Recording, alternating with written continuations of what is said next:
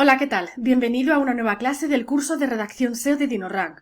Hoy te voy a contar lo que es la curación de contenidos, para qué sirve y cuál es la mejor forma de hacerla. La curación de contenidos consiste en buscar, organizar toda la información acerca de un tema que puedas encontrar en Internet y redactarla con tus propias palabras para darle un valor nuevo a tu usuario. Aunque hay gente que cree que la curación de contenidos es la redacción sin más, ten en cuenta que la curación de contenidos incluye todo el proceso previo de investigación y filtración de esa información que vamos a redactar. Por ello es un paso absolutamente necesario en la redacción SEO. Eso sí, antes de ponernos a hacer la curación de contenidos, hemos tenido que realizar al menos 3 pasos previos de los que ya hemos hablado en este curso. Tenemos que hacer un keyword research, tenemos que determinar la intención de búsqueda y tenemos que saber quién es nuestro público objetivo.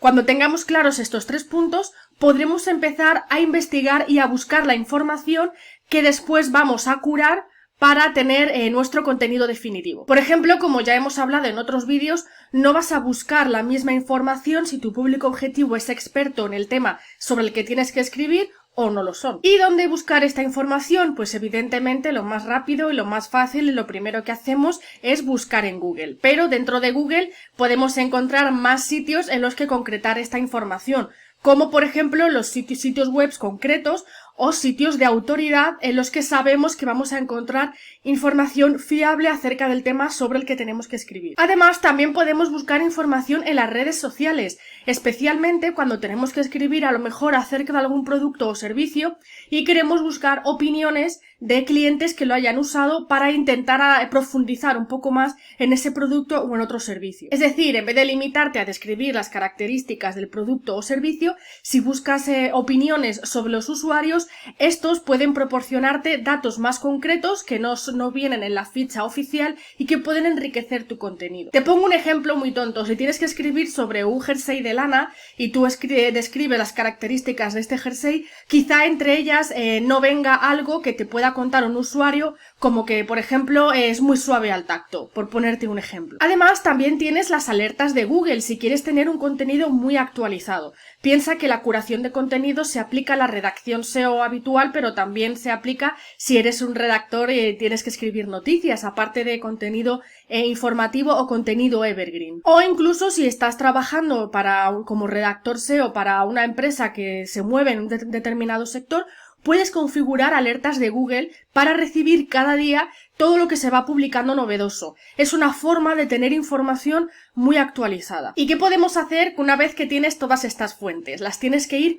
guardando, ¿vale? Tienes que tener un archivo, un gestor, el método que más te guste, para ir ahí organizando todas las fuentes que encuentras. De esta forma lo que puedes tener al final es una especie de repositorio de sitios web de autoridad, de sitios fiables a los que vas a recurrir cada vez que tengas que escribir sobre ese tema. Esto te va a ayudar a ahorrar mucho tiempo en el futuro. Por ejemplo, a mí me gusta mucho usar Notion. Es el gestor que yo utilizo porque me permite poder organizarlo por apartados que se pueden ocultar o se pueden desplegar, y de esa forma voy recopilando todas las fuentes que he utilizado a lo largo de estos años. Por ejemplo, hace años estuve trabajando para una empresa que trabajaba muchos temas de ferretería, reformas. Entonces, como todos los artículos que me mandaban escribir versaban sobre esos temas, pues al final acabé teniendo un repositorio bastante interesante de fuentes sobre trabajo de la madera, trabajo del metal, etc. Otra parte buena de estar guardándote esas fuentes es que después las puedes citar, como vamos a decir dentro de un rato. Y una vez que ya has recopilado unas cuantas fuentes, lo que te toca hacer es leer, ¿vale? Tienes que leer con mucha atención toda la información, especialmente si estás trabajando en un tema que no conoces demasiado o al que te enfrentas por primera vez. Tienes que asegurarte de que lo entiendes todo bien, porque al entender bien esta información es la forma en la que después vas a hacer una mejor curación de contenido. Conforme vas leyendo, puedes ir al mismo tiempo reorganizando todos los datos que encuentras. Esto ya depende un poco de la forma de trabajo de cada uno. Hay quien prefiere leer todas sus fuentes de un tirón y después releer con más calma e ir organizando y sacando datos, y hay quien lo va haciendo al mismo tiempo. Por ejemplo, mi método de trabajo, cuando llego a este punto de la redacción SEO, yo ya tengo hechos mis encabezados, después del keyword research y la intención de búsqueda. Tengo ya mis encabezados preparados y lo que voy haciendo es que voy colocando la información que voy encontrando la voy traspasando bajo cada uno de los encabezados en los que tiene que ir para después organizar y redactar toda esa información. Pero como te digo, tú puedes tener tu propio método. Lo importante es que leas esta información, que la comprendas y que una vez que la has comprendido empieces a reorganizarla. Lo interesante de la curación de contenidos es que no se trata de coger información de aquí y pegarla aquí. De hecho, tienes que tener mucho cuidado con el contenido duplicado en este sentido, ¿vale? De lo que se trata es de crear un contenido nuevo a partir del contenido que ya está en internet, ya sea porque tu contenido es más completo, porque abarca lo que cuentan todos solamente en tu contenido, o porque tú tienes algo nuevo que aportar a lo que los demás están contando. Esa es la parte interesante de la curación de contenidos. De la misma forma que tienes que saber contarlo de una manera distinta a como lo están contando los demás y que se enfoque perfectamente hacia el público objetivo al que te diriges. Es decir, si lo que vas a hacer va a ser escribir un contenido prácticamente igual al que ya hay, solo que cambiando algunas palabras, ese es un contenido que no estás aportando nada nuevo y que seguramente deje indiferente a tus lectores porque es lo que ya han estado leyendo. Y aquí ya no solamente estamos hablando de redacción, sino también de maquetación, como ya estuvimos hablando en otros vídeos, y forma de presentarlos.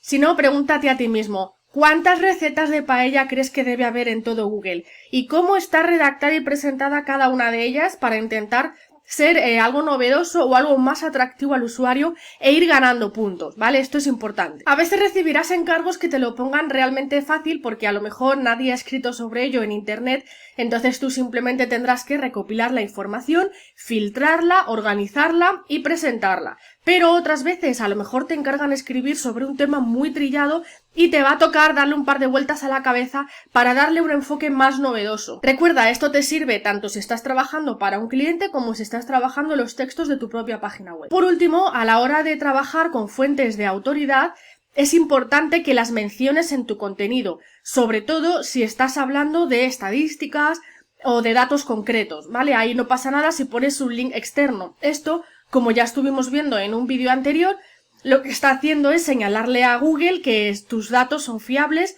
y que estás acudiendo a una fuente de autoridad para proporcionar tu información. Obviamente esto no se aplica a todo tipo de contenidos, pero insisto, siempre que menciones algún estudio, métricas, estadísticas, es bueno que le indiques al lector de dónde estás obteniendo estos datos, porque si no puede parecer que te lo estás inventando o que simplemente has copiado información que has visto y no la has contrastado. Esto es muy importante. Si tú estás leyendo en otro blog que alguien menciona unas estadísticas o unas métricas, es importante que hagas una pequeña labor de investigación, que rasques un poquito más y que veas de dónde ha sacado la estadística ese blog para tú proporcionar la fuente de autoridad en tu contenido. Simplemente con esa pequeña investigación ya estás ofreciendo un poquito más que ese otro blog, porque lo que estás haciendo es sustentar los datos con una base de autoridad.